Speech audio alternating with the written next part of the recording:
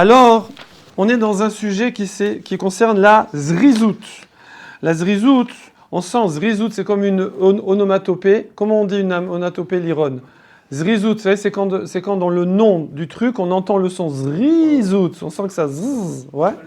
Voilà, zrizout, je viens de dire. Quoi? Le sel. Le zèle, ah oui, le zèle, tout à fait. Alors, pourquoi je vous parle de ce sujet-là? Parce que c'est dans la paracha. Dans la paracha, on parle des matzot. Ushmartem et à matzot. Vous allez me dire quel rapport entre les matzot et la zrizout? Bah si, évident.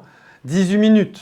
Vous savez que pour faire des matzot bien comme il faut kasher, il faut éviter le chametz. Et pour faire encore bien comme il faut, souvent on met 18 minutes. Pourquoi 18 minutes? Et les 20 minutes, elles ne sont pas kasher? Si, elles sont aussi kasher si on est tout le temps en action. C'est-à-dire une pâte qui est tout le temps malaxée, pourquoi on peut faire de la matzah machine? Oui. Alors après, il y a des endroits où ils arrêtent les machines toutes les 18 minutes, ils nettoient tout, ils redémontent tout, ils remontent tout. Mais même en plus de 18 minutes, la plupart des matzot n'ont pas moins de 18 minutes. C'est marqué dessus. Et c'est pas le même prix. Okay? Pourquoi? Les autres matzot, elles sont quand même kasher, s'il y a une bonne hashgacha. Parce que tant que la pâte, elle bouge, c'est pas mahmitz. Et nous, c'est pareil dans la vie. Dans la vie, tant que tu bouges, tant que tu es en move, tant que tu as des projets, tant que tu avances, tant que tu t'enfonces pas comme ça dans la couette, eh ben, tu vas toujours évoluer, tu vas toujours progresser, tu vas pas te fermenter, tu vas pas t'encrasser, tu vas pas t'engluer, d'accord? Donc ça, c'est pour ça qu'on va parler de ce sujet.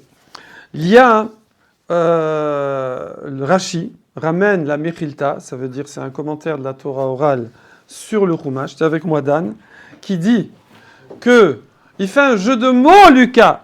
Il dit, Rabbi Yeshaya, il dit, Altei kore et a matzot, et là et a mitzvot. Lucas, c'est toi. Les élections après. Et a mitzvot. Pourquoi? Parce que matzot et mitzvot, c'est les mêmes lettres. D'accord? C'est les mêmes lettres, juste tu changes les voyelles, etc. C'est tout. Mais c'est les mêmes consonnes. Mitzvot, matzot, c'est exactement les mêmes. Oui? Pourquoi? Parce que vous savez qu'à Pessah, il y a deux mitzvot. Il y a une mitzvah, on va dire, positive, une mitzvah négative. La mitzvah négative, c'est de ne pas manger du chametz, oui? Et la mitzvah positive, c'est de manger le korban Pessah. Mais en vérité, le korban Pessah, c'est pour enlever le mal. Ça veut dire c'est l'idolâtrie. C'est marqué, il y a un midrash qui dit que Akadosh Baruch Hu, il a dit au Bnei Israël, I'm sorry, tant que vous n'arrêtez pas l'idolâtrie, je ne vous sors pas d'Égypte. C'est vrai que vous avez gardé les noms, les habits, la langue, vous n'êtes pas mélangés, il y a des choses pas mal, même bien, mais vous êtes un petit peu pris. Bon, on ne peut pas juger parce que le Yetzera d'Avodazar était très très fort. C'était très très fort, c'est pas comme maintenant. C'était plus fort que les mœurs. C'était the must of the must.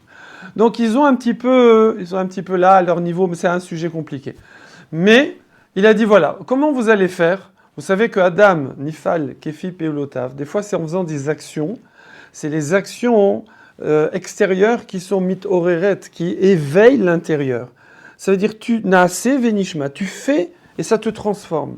Donc vous savez ce que vous allez faire, Hachem leur a dit, par l'intermédiaire de Moshe Rabbeinu, vous allez faire rien de plus que prendre au nez, Dan va chercher sa kala, vous allez prendre, allez en Israël, oh là là, alors, vous allez prendre au nez et à la barbe des Égyptiens, vous allez prendre leur idole, qui est le mouton, vous allez l'attacher à votre lit, en plus c'est un Shabbat, où normalement le Shabbat on n'est pas censé bouger des bestioles, vous allez l'attacher à votre lit, et lui il va être là, je vous le refais ou c'est bon?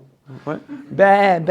Voilà. Et à ce moment-là, les Égyptiens vont dire, mais vous faites quoi avec notre idole attachée à votre lit? C'est pas joli. Et nous on va répondre, t'inquiète, on va l'égorger, on va le manger, on va faire un barbecue. Et c'est pour ça que la mitzvah du Korban Pessah, c'était de faire un barbecue entier. C'est-à-dire c'est exceptionnel. Il fallait l'embrocher entier pour qu'on voit bien qu'on est en train de faire un mouton. Et ça, c'était le soir du 14 Nissan, enfin début du 15, quoi, donc.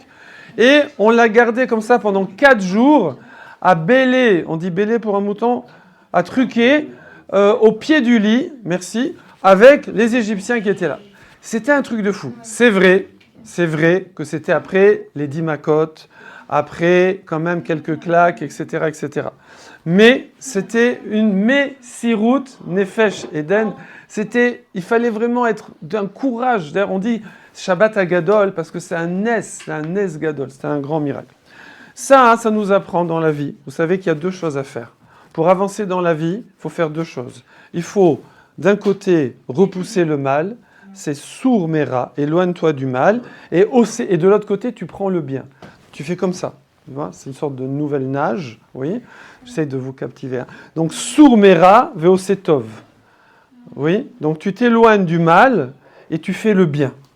Alors, t'éloigner du mal, c'était repousser l'idolâtrie en faisant le Korban Pessar. Et faire le bien, c'est les matzot. Parce que c'est les mêmes mots que mitzvot. Ça veut dire c'est agir. Agir comme Hachem veut qu'on agisse dans les mitzvot. D'ailleurs, le mot mitzvah. Tiens, allez, il y aura un cadeau. Ta-ta-ta.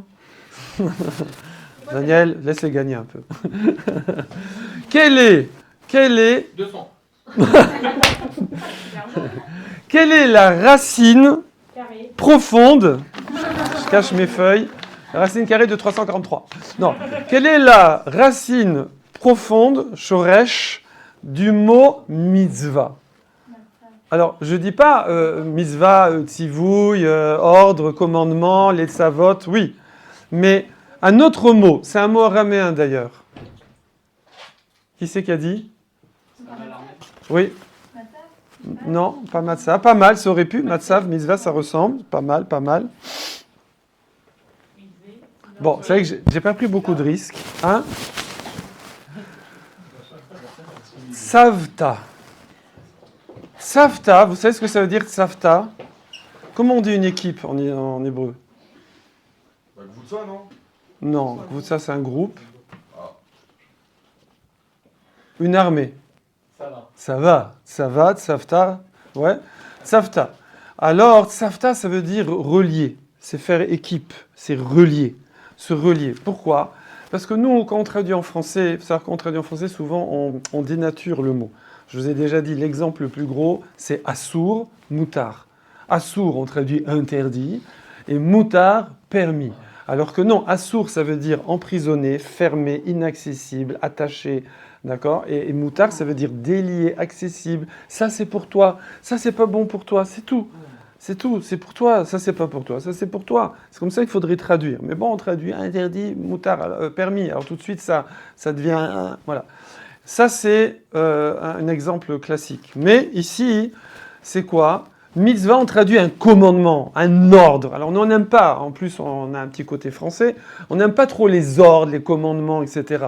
Mais si tout de suite tu dis, ça te permet de te relier, de t'attacher, de faire équipe, de t'engager, alors là, ça sert, c'est un mot hyper à la mode, ça.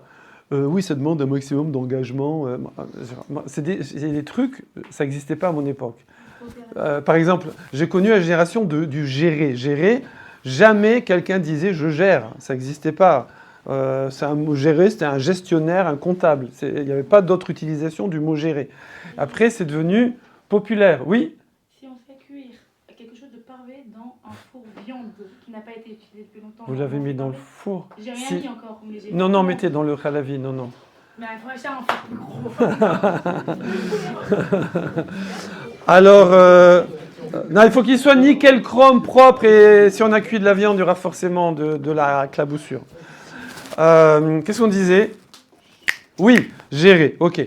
Et là, et après, et puis quoi? Avant, vous l'utilisez pas, maintenant vous l'utilisez. Voilà, et engager. Donc maintenant, il y a un mot à la mode, ça demande un maximum d'engagement, tu comprends? Engagement, c'est le mot mitzvah. Engagement, ça veut dire tu te rattaches à quelque chose, tu t'engages, tu fais équipe avec quelqu'un. Et avec qui on fait équipe, avec qui on s'engage, avec qui on se rattache, évidemment, à Hachem. Et qu'est-ce qu'on gagne à ça? Alors on dit souvent, c'est quoi le but de la vie? C'est d'avouk b'Hachem, s'attacher à Hachem, parce que ça amène la bracha.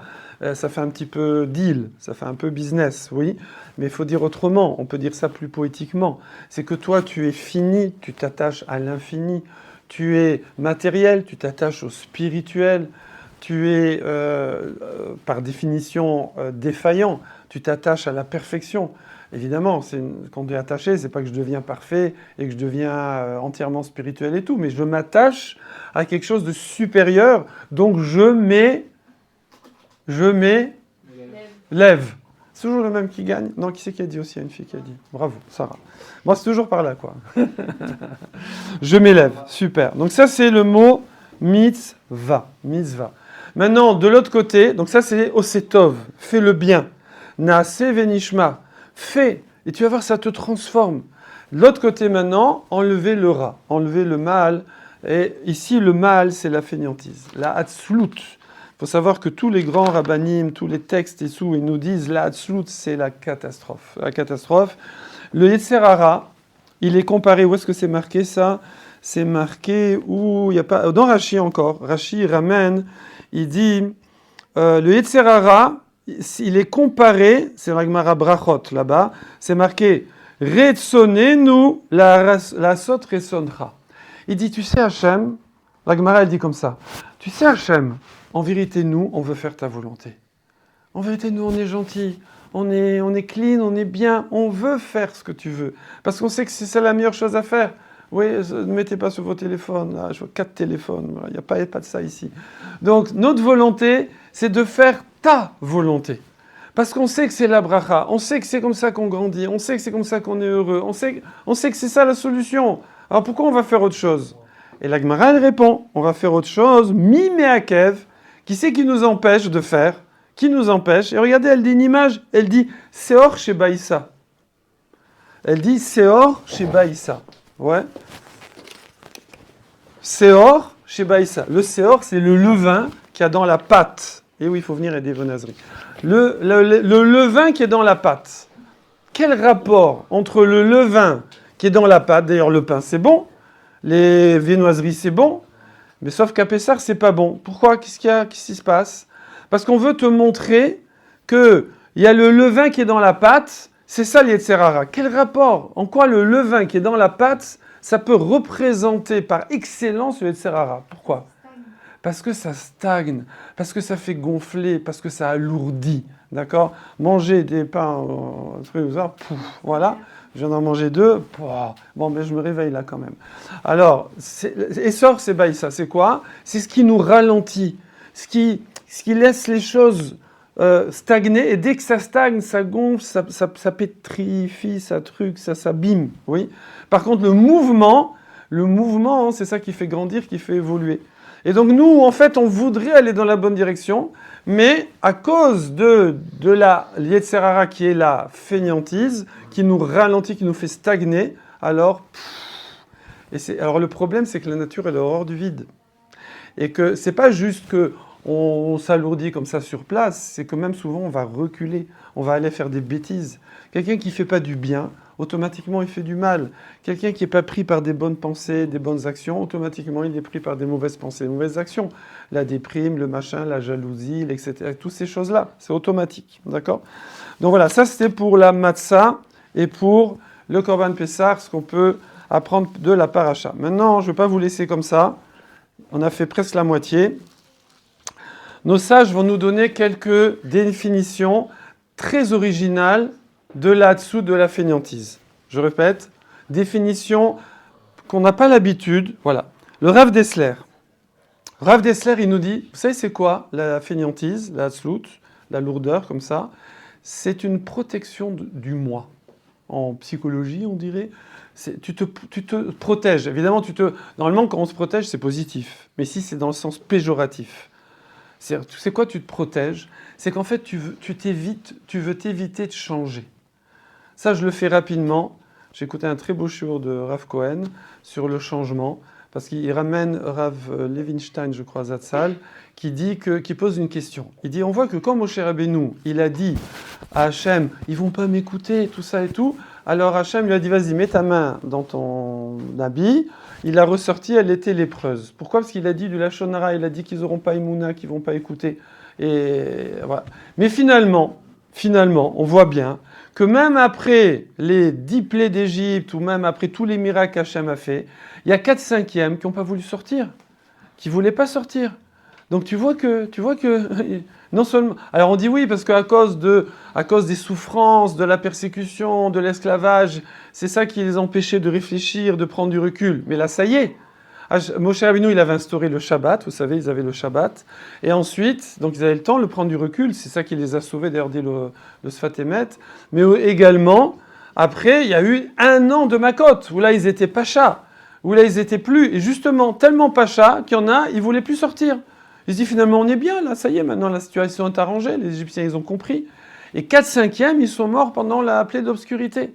Alors il dit, pourquoi cela? Je ne comprends pas. Ils veulent ou ils ne veulent pas? Et il dit, il faut savoir que l'homme, souvent inconsciemment, a peur de s'améliorer. Ça paraît dingue. Demandez à n'importe qui, tu voudrais être la meilleure... j'adore cette formule, ça aussi. Formule jeune. Je voudrais être la meilleure de moi-même, là. La meilleure...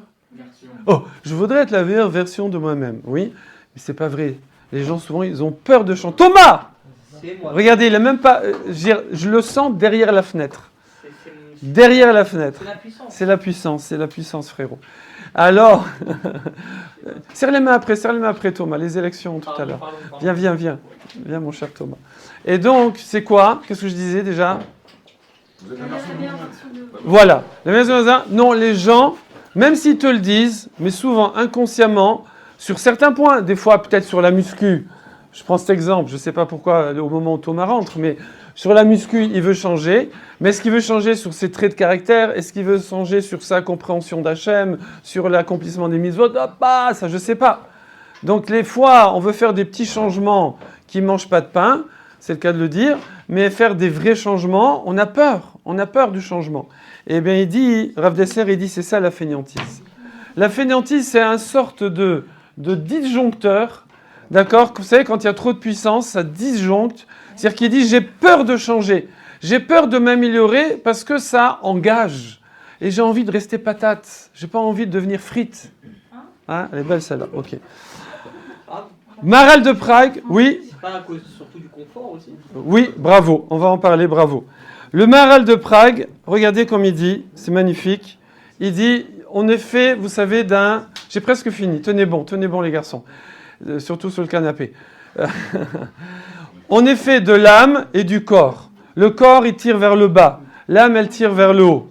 Eh bien, ça, la fainéantise, c'est l'arme du corps. C'est l'arme de la matérialité qui va te... Et la spiritualité, elle va aller de l'avant. Voilà, je le fais rapidement parce que je vois que vous avez du mal à suivre. Certains, la majorité, ça va. Rav Moshe Shapira. Alors, regardez, ça, c'est la définition la plus... avec le plus de recul, si je puis dire. Tenez bon. Vous êtes juste là et je... c'est que, il dit, c'est une méconnaissance de la mitziout, de la réalité. C'est être déconnecté de la réalité. La fainéantise, je le redis, c'est être déconnecté de la réalité. Parce que quelqu'un qui est conscient de la réalité, il ne peut plus être fainéant. Et ça... Je le raconte régulièrement. Dites-moi qui se souvient qu'une fois... C'est bac plus combien là? Voilà, exactement. Une fois, j'étais dans le métro. Vous faites bien de dire bac plus combien. J'étais in the métro avec the écouteur. Et j'étais au fond du métro. Il y avait une bande de la ZUP. Ouais, une bande un petit peu des petits voyous comme ça, un petit peu comme ça. Et voilà. Et il y en avait des ados comme ça... les frérots et tout ça. Et donc, il y avait un garçon un peu plus âgé qu'eux, qui avait peut-être 19, 20 ans, et les autres, ils avaient 13, 14, 15 ans, je ne sais pas. Bon, on voyait qu'ils sortaient de la cité et tout. Gentils, des gentils garçons. Moi, j'étais à côté. J'avais mes écouteurs, donc ils pensaient que j'écoutais pas. Évidemment, j'ai coupé le son. C'était hyper intéressant ce qu'ils disaient. Et là, il y a eu une conférence de presse du plus vieux, on aurait cru, je sais pas moi, un policier n'aurait pas fait mieux. Il leur a dit, vous savez les garçons, moi je regrette, regardez, j'ai pas travaillé à l'école, j'ai fait les 400 coups, j'ai fait du deal, j'ai fait ça, j'ai fait de la garde à vue, j'ai machin. Voilà, maintenant j'ai 20 ans, j'ai pas de diplôme, j'ai pas de métier, j'ai que des trucs foireux pour vivre, j'ai pas construit, j'ai pas truc. Il leur a fait tout un speech comme ça. j'ai pas osé, j'avais envie de le dire, attends, refais, je te filme, on met sur les réseaux, partout, que les gens, ils apprennent, d'accord? Ça, ils le disent ici, Chazal, ils disent c'est le confort, comme a dit Thomas, illusoire. Tu crois que tu vas avoir une vie agréable comme ça, à te laisser aller, à faire des bêtises, à pas travailler, à pas étudier à l'école ou ailleurs, à pas faire les efforts, à pas sortir de ta zone de confort. C'est une illusion. Ça s'appelle être déconnecté de la réalité. D'ailleurs, ça, je vais le donner après dans les conseils. Comment se connecter à la réalité? On va le dire après. D'ailleurs, je vais le dire tout de suite, parce qu'on y est. Maintenant, ok, c'est bien. On a bien... C'est une fuite aussi, voilà, dans ça je le fais vite fait, voilà, parce que c'est déjà... Oh là! Ouais, le temps passe vite. Maintenant, les solutions. Les solutions. Évidemment, Baruch Hashem, on est avantagé. Nous, on est avantagés, justement, grâce à ces mitzvot, grâce au mode d'emploi qu'on a, qui va nous permettre très facilement, il n'y a qu'à suivre le guide, d'accord? Follow the guide. Dire, enlève les avérotes, enlève les bêtises. On te donne, on te dit ça c'est pas bon, ça c'est pas bon, ça c'est pas bon. Comme on a dit, assour, ça veut pas dire interdit, ça veut dire c'est pas accessible, c'est pas bon, c'est pas profitable pour toi. Et va dans le moutard, fais ce qui est permis. Parce que le mot moutard, ça veut dire délié, détaché, accessible, c'est pour toi, prends-le. Prends ça et laisse ça. C'est ce que la Torah, elle te dit. Donc c'est fastoche quand tu as le mode d'emploi. Il y a des gens, ils n'ont pas le mode d'emploi, donc ils doivent faire des expériences, 10 ans, 20 ans, et après je regrette. Et nous, on a tout déjà. On est bébé, on a déjà dans le biberon, on nous dit déjà qu'est-ce qui est bien, qu'est-ce qui n'est pas bien pour nous. C'est génial, ok? Donc ça, déjà, c'est suivre le mode d'emploi.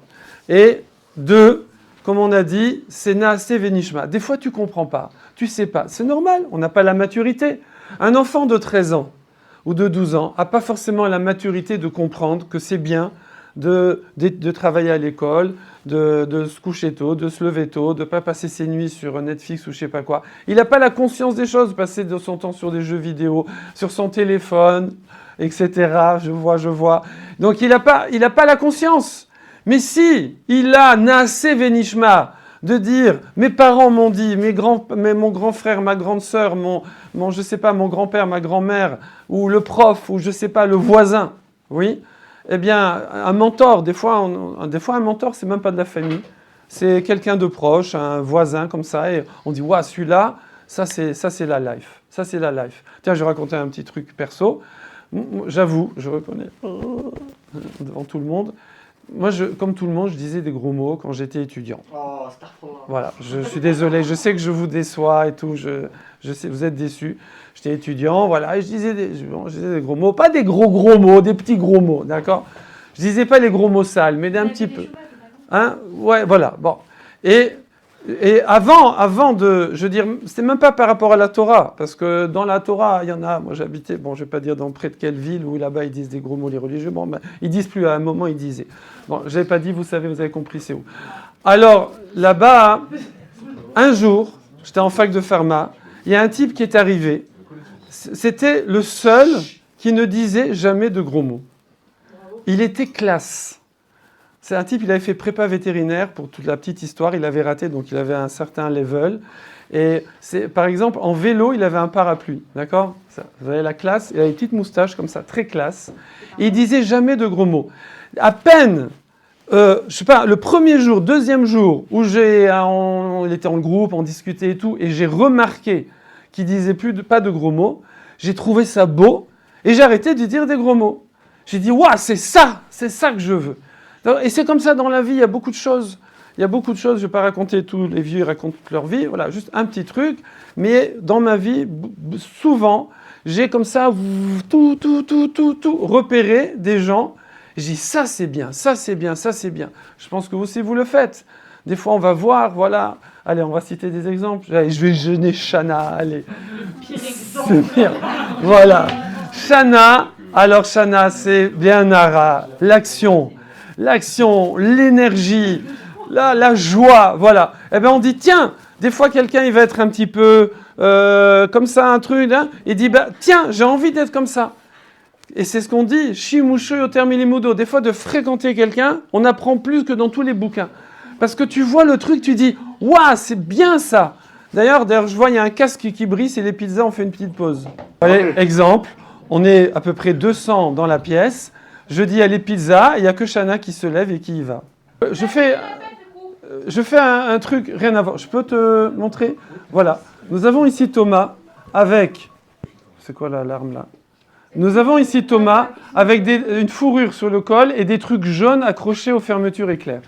Je demande à quoi ça sert et je vous explique. Parce que les gens sont admiratifs maintenant des aventuriers. Parce que c'est des gens qui sortent de leur zone de confort. Et donc la mode est de mettre des habits qui normalement servent près du cercle polaire, etc. Or là-bas, lorsque vous mettez votre capuche, si c'est une capuche normale, la tête, elle va geler. Alors, si vous la fermez, vous ne voyez plus rien. Alors, on met des poils comme ça. Et ça accroche le vent, la neige et tout en laissant la visibilité. Et c'est pour ça c'est à la mode. Et pourquoi les trucs jaunes? Parce que quand il fait moins 40 degrés, tu as 3 couches de gants énormes sur tes mains pour pas qu'elles gèlent. Et donc, quand tu veux tirer tes fermetures éclairs, c'est impossible. Alors, on a mis des gros trucs jaunes comme ça. Pourquoi jaune? Parce que tu es dans le blizzard, tu vois rien. Et donc, tu as besoin de voir et de tirer tes fermetures éclairs. Voilà, maintenant, vous savez. Petit exemple. Voilà. Non, je t'assure, avec 3 paires de gants, tu n'arrives pas aux petites fermetures éclair. En tout cas, voilà. Je reprends, c'était la récré. Donc on a dit ensuite, là on est justement, on est dans les solutions. Une des solutions, justement, c'est de sortir, s'habituer à faire des sorties de zone de confort. Vous pouvez faire comme les 5 fruits et légumes, Sarah, comme les 5 fruits et légumes par jour. Faites 5 sorties de zone de confort par jour. Vous les notez, vous les prévoyez. Alors, donnez-moi des exemples de sorties de zone de confort. Ne cherchez pas là sur les chats GPT. Bravo. Il y avait je ne sais plus qui était hyper timide. Il se forçait à aborder 5 inconnus dans la rue et dire n'importe quoi, quelle heure est-il, quel jour on est, où c'est Trocadéro, pour se mettre à l'aise. Donc ça, c'est une sortie aux zones de confort. Il y a la douche froide, grand classique. Il y a, qu'est-ce qu'il y a encore? Allez-y. Sortie de zone de confort. Des petits trucs fastoches qu'on peut faire pour se réveiller. Faire 10 pompes. C'est comme ça, le matin, tu te lèves, ou la journée, d'un seul coup, tu fais 10 pompes. D'accord? Taper les coups. Hein? Quoi?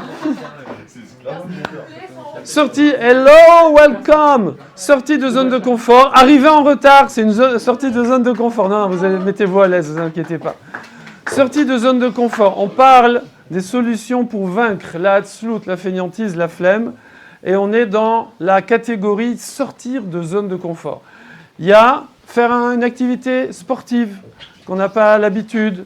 Il y a faire quelque chose dont on n'a pas l'habitude. Bon, je vois que j'avance, qu'il est tard. Autre technique, faites une liste. Faites des listes. Vous vous levez le matin, vous êtes à moitié endormi, commencez par la douche glacée, ensuite faites 20 pompes, ensuite 50 abdos, ensuite vous vous posez là sur votre carnet, vous prenez votre petit carnet favori, vous marquez 10 choses à faire aujourd'hui. Les choses à faire aujourd'hui, tac, tac, tac, tac, tac. Alors, vous pouvez mettre, il y a les choses que vous aimez bien faire, et vous mettez la colonne des choses que vous ne voulez pas faire, pas trop, 2, 3, et celles-là, vous les faites en premier. D'accord? Donc, je ne vais pas donner d'exemple pour ne pas fâcher. Donc, ça, c'est la liste. Il y a un hidour, il y a l'iron, il y a un must dans la liste, c'est de marquer pourquoi. Lama. Ma, quoi? Lama, pourquoi? Parce que ça, je ne vous ai pas dit.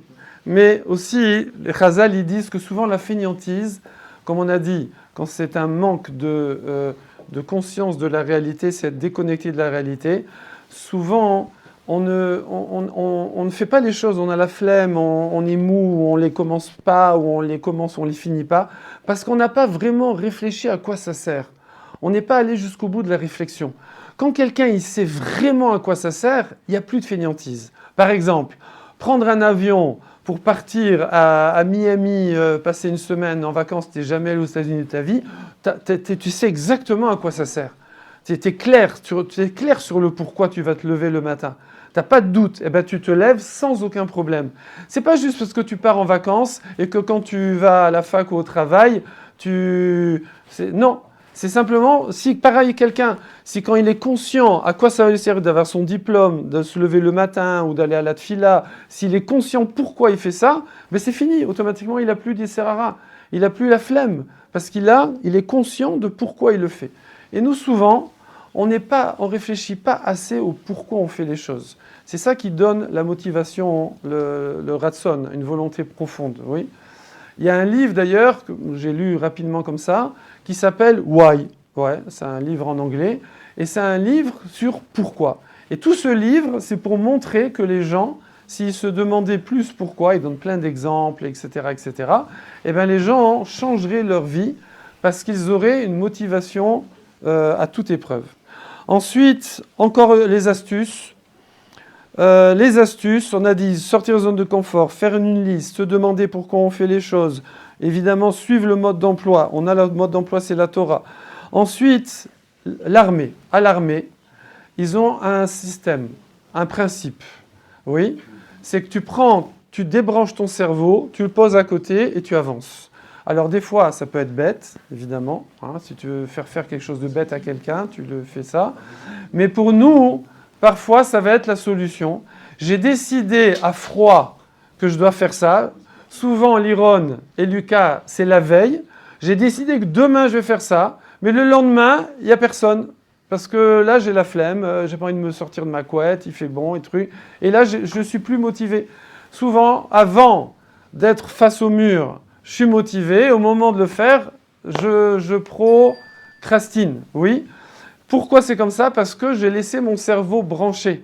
Tu as décidé, tu débranches ton cerveau, tu fais, c'est fini. Moi, j'utilise énormément ça. Il y a des tas de trucs que j'aime pas faire. J'aime pas faire toutes les formalités administratives, par exemple. Alors, quand je dois faire un truc administratif, je marque sur mon carnet tel jour.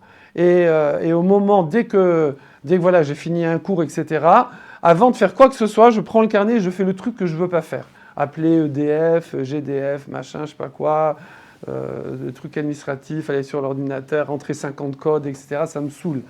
Eh bien, tac, voilà, je fais le truc, et après, wow, j'ai fini, je vais pas y penser toute la journée. J'avais mon petit-fils à la maison, la Shabbat dernier, et le dimanche aussi, pas ce dimanche d'avant, comme ça il se reconnaît pas trop, ouais, ils écoutent pas. Et donc, lui, il devait faire ses devoirs. Et de vendredi midi jusqu'à dimanche soir, on lui fait des devoirs faits, j'ai essayé de lui dire, regarde, mais c'est dommage, tu les fais, et après t'y penses plus. Et ça, hein, je ne vais pas encore vous raconter, mais moi c'était comme ça. Quand on avait les devoirs pour le week-end, du vendredi jusqu'au lundi, je faisais tout de suite mes devoirs, comme ça le week-end c'est fini, il n'y a pas, terminé, j'étais tranquille. Des fois, je les faisais avant même de rentrer à la maison, à l'heure de père, mais dans le bus, en rentrant, etc. Comme ça, on n'y pense pas. Et je voyais mes copains qui étaient là, ouais, j'ai pas fait la rédac, j'ai pas fait le truc, j'ai pas fait les exercices. Ouais, vas-y. Donc ça, c'est débrancher. Tu poses le cerveau, tu réfléchis plus, tu fais. Tu te mets en automatique. Autre conseil, c'est se mettre dans une misguérette, on dit en hébreu, dans un cadre. Hein, par exemple... Ça aussi, ça m'est arrivé. Quand j'étais au lycée, ça se passait très bien. Quand je suis arrivé à la fac, parce que l'université, beaucoup de choses il fallait juste les TD, les TP sont obligatoires. Les cours, c'est pas obligatoire. Au début, on y va, parce qu'on a l'habitude du lycée. Et puis après, on se dit, tiens, je suis pas obligé d'aller. Bon, je rattraperai sur Internet. Enfin, vous, maintenant, à l'époque, il n'y avait pas, etc. Et puis, hop. Et puis les TD, tiens, je dois louper un peu aussi. Hop. Et puis voilà, et ça part en cacahuète. Donc, quand tu es dans un cadre, plus tu es dans un cadre, plus tu es tenu. Il y a un jeune homme qui avait du mal à aller à la tfila le matin. Il m'avait dit, j'ai déjà donné cet exemple, il avait dit, j'ai repéré 3-4 petits vieux qui traînaient un peu comme ça pour venir le matin, qui avaient du mal. Et j'ai dit, voilà, dorénavant, toi, je passe en voiture, je vous amène le matin à la synagogue. Comme ça, c'est fini. Il dit, j'avais plus de...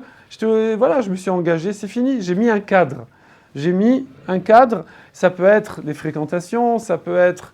Tiens, un autre cadre, par exemple, aussi un jeune homme, c'est d'exemples vrais que je vous donne. Hein. Un jeune homme, à 11h du soir, voilà, comme Manu vient de faire, à 11h du soir, il donne son téléphone à ses parents. C'est comme ça, à 23h, c'est pas ses parents qui viennent lui prendre le téléphone, Ouais, bon, après, ils sont eux, ils regardent. Non. C'est-à-dire, à 23h, il donne son téléphone. C'est comme ça. C'est un cadre. Mais c'est bon, puisque tu veux pas le regarder, ne le regarde pas. Non, mais après, j'arrive pas. J'arrive pas. J'avoue que moi, en ce moment, je fais ça aussi. J'ai une liseuse. Avant, je lisais sur mon téléphone. Ben non, j'ai acheté une liseuse qui a que liseuse, où il n'y a pas le téléphone. Je veux dire, ça sert à rien, parce que tu peux faire liseuse avec ton téléphone. Non, parce que du coup, le téléphone, je le vire à une certaine heure, et comme ça, je suis tranquille. J'ai pas les à aller de regarder. Bon, moi, je regarde des cours, des trucs, mais même ça, à minuit, c'est pas le moment. Ok. Ensuite, avoir des objectifs. Des objectifs à court terme, moyen terme, long terme, atteignables, d'accord, qui vous donnent de la gratification. Avoir des objectifs, que ce soit dans Avodat Hashem, que ce soit dans sa gestion de sa vie personnelle, familiale, professionnelle, étudiante. Avoir des objectifs, se fixer des objectifs, on peut même les marquer, on peut même les afficher. J'avais aussi un jeune comme ça, une fois on est passé chez lui pour faire un voyage, on devait prendre l'avion. J'ai vu, il avait un tableau, il avait ses objectifs. C'est un élève pilote. Ensuite, autre conseil. Des fois, il y a un principe d'amorcer la pompe. Vous savez, une pompe, pour pomper, elle se désamorce. Ça veut dire quand elle va tourner à vide, tchoum, voilà, Thomas, il a levé les yeux parce qu'il s'y connaît, enfin, tout ce qui est technologique, il connaît. Et donc, des fois, la pompe, elle se désamorce. Il faut la réamorcer. Donc, il faut repomper, etc. Il faut relancer le truc. Amorcer la pompe avec des kiffs. Par exemple, le matin, si vous avez du mal à sortir de la couette, est-ce que vous avez des kiffs ? Ça peut être, je sais pas moi, écouter de la musique, faire du sport, je sais pas, jouer de la musique, un truc, un petit 10 minutes même, des fois, mais j'ai pas le temps, moi, tu rigoles, je dois aller prendre le métro, machin, aller au travail, à la fac et tout. Tu vas voir, même si tu te lèves un quart d'heure plus tôt, tu vas voir que si tu sais que tu vas te faire un kiff pendant ce quart d'heure, avant de devoir après commencer la course parisienne, eh bien, tu vas te lever plus facilement. Ça aussi, quand j'étais en 6e, je ne sais pas ce qu'il est devenu, mais j'avais un copain de 11 ans, donc, qui était passionné d'armée. Donc, on rentrait dans sa chambre, il y avait des avions, il y avait des tanks, il y avait vous savez, les trucs qu'on monte là, avec la colle et tout ça, là. Comment on appelle ça ? Les maquettes, voilà. Sa pièce bourrée de maquettes. Il fait le porte-avions comme ça. Il avait des bouquins, une bibliothèque remplie de bouquins de guerre. C'est dommage, il n'y avait pas à l'époque les portables et les trucs et tout. Je ne me souviens plus de son nom. À mon avis, il est général 4 étoiles maintenant, quoique des fois on change. Mais il était passionné. Et lui, nous on se levait à 7h, on devait prendre le bus. On habitait dans la même résidence, le bus pour aller à l'école. Moi, je me levais à 7h moins 5, moins 10, et je courais comme ça avec mon pantalon et ma chemise. Et lui, il se levait à 6h du matin parce qu'il voulait commencer sa journée en kiffant, en faisant ses petites maquettes et en lisant ses bouquins de guerre. Et donc, du coup, il se levait parce qu'il se faisait un kiff. Okay. Donc ça, c'est amorcer avec un kiff. Bon, j'ai dit le matin, mais c'est n'importe quand. Mais si on a Quand tu te sens que tu es un peu mou, mais tu rattraperas le soir, tu vas te coucher plus tôt. Tu vas te coucher plus tôt, mais c'est pour démarrer le matin. Fais-toi, alors ça s'appelle maintenant, c'est connu, ça s'appelle Magical Morning et tout, un truc comme ça. Les gens qui avant se lever tard, ils se lèvent 1 heure plus tôt et ils se font 1 heure de kiff. Et là, vous commencez votre journée, c'est autre chose, c'est un autre monde, ok ? Évidemment, coucher tôt, lever tôt, ça c'est hyper important. C'est pas pour rien que dans toutes les situations qui demandent un engagement, genre les militaires. J'ai fait l'armée à l'école d'officiers. On nous levait à 6h du matin. Donc on était dans des grandes chambrées comme ça de 12. En fait, toutes les chambres communiquaient. On était 12 par cellule, mais après ça communiquait dans tout le bâtiment. Oui. Et le type, il passait à 6h du matin, il réveillait tout le monde. Je veux dire, mais pourquoi ? On commençait à 8h, de toute façon, 6h, après les gens allaient se doucher, s'habiller, à 7h, il y avait le petit déjeuner. Bon, moi je faisais la tefila, j'étais religieux, j'avais la kippa en France, ouais. Et ensuite, finalement, il fallait être en bas à 8h, donc pourquoi nous réveiller si tôt ? Pourquoi ? Parce que c'est comme ça, c'est une structure mentale. C'est une structure mentale, savoir coucher tôt, lever tôt. Comme on dit, le monde appartient à ceux qui se lèvent tôt, c'est pas une blague. Voilà un petit peu ce que je voulais partager avec vous. Ceux qui sont arrivés un peu plus tard, je suis content que vous soyez là. L'essentiel, c'est d'être là. On s'en fiche, vraiment, soyez à l'aise. Par contre, écoutez ce cours-là. Il sera sur YouTube. Et maintenant, on va se régaler. Est-ce que tout le monde s'est inscrit là? Parce que